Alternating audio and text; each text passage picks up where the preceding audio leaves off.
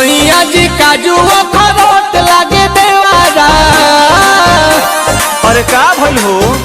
अरे सैया जी काजू अखरोट लागे देवारा। पियावा पतरका से मोट लागे देवारा। सुते जब कोरा में तो छोट लागे देवारा। सुते जब कोरा में तो छोट लागे देवारा। सुतेला कोरा में तो छोट लागे देवारा। सुतेला कोरा में तो छोट लागे देवारा।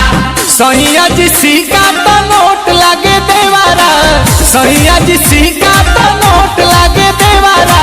सुतेला कोरा में तो छोट लागे देवारा। सुतेला कोरा में तो छोट लागे देवारा। सुतेला कोरा में तो छोट लागे देवारा।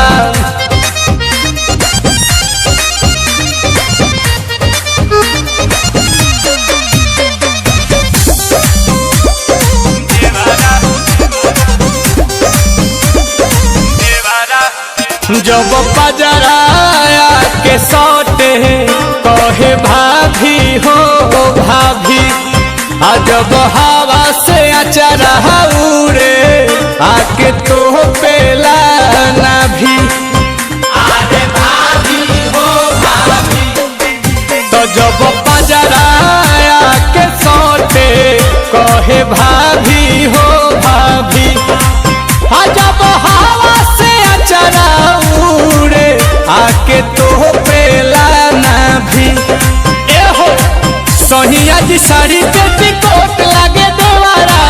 राजा जी के चोट पर सपोर्ट लागे देवारा। सुते जब कोरा में तो छोट लागे देवारा। सुते जब कोरा में तो छोट लागे देवारा।